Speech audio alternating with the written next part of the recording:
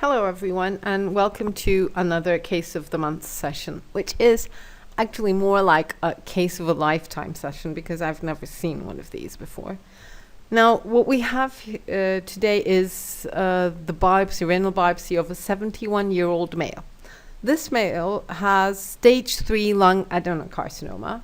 He has received chemo and radiotherapy and is recently initiated on PD-L1 inhibitor therapy, after which there is a spiked increase in serum creatinine and the nephrologists decide to biopsy the patient.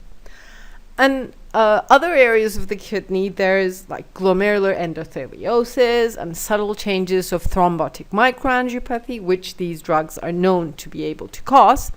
And the drug is ceased, after which the creatinine levels of the patient revert back to normal. But those details are not the ones that I'm actually going to share with you today. I'm going to show you this one specific glomeruli that I came across in this biopsy sample, and that is this one. And this glomerulus, there was, as you can see, an expansion, or there is an expansion of this one particular segment, which looks like it's like a tubular structure. And me initially, of course, me looking at the specimen, examining it with my medical pathologist glasses on, was like, okay, there's hyperchromasia here. Could this be some sort of viral cytopathy? Could this be some tubule which is invaginated into the Bowman space and stuff like that? But when I moved in closer, I was like convinced that this was actually intracapillary. As you can see at the periphery, you can see these squashed red blood cells. These are probably endothelial cell nuclei. And I was like, let me just zoom.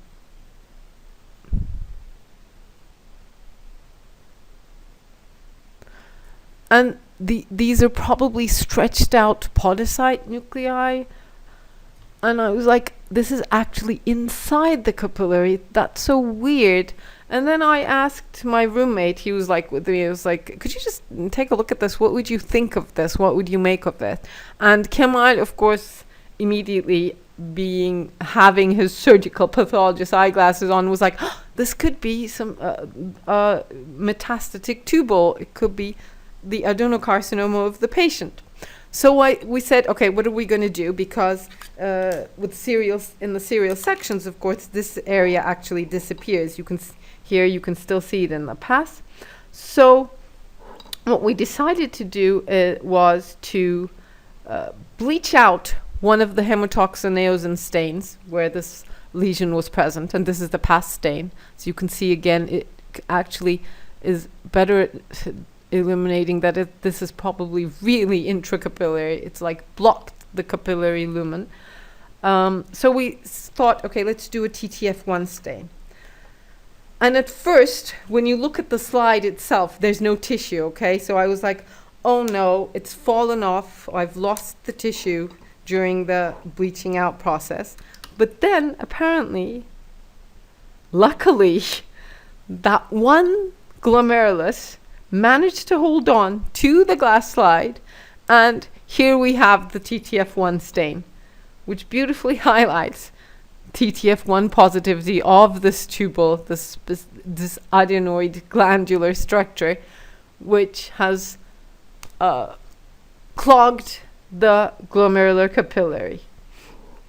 Afterwards, of course, the patient was reevaluated with PET-CT, where multiple bone metastases were found. There was also an exophytic nodule, hypertense lesion at the top pole of the right kidney, but then the biopsy was from the left kidney, by the way. But since it didn't have increased FDG, they weren't really sure whether it was a metastasis or not. And there was also pleural effusion, which they also biopsies. And here you can see my tubular structures and these balls of neoplastic adenocarcinoma cells, which were also positive with TTF1. So the patient was restaged as stage 4 lung adenocarcinoma due to this. I mean, it all started with this specific. Wait, let me show you the glomerulus again. This glomerulus. So, hope you enjoyed this case. See you next month. Bye-bye.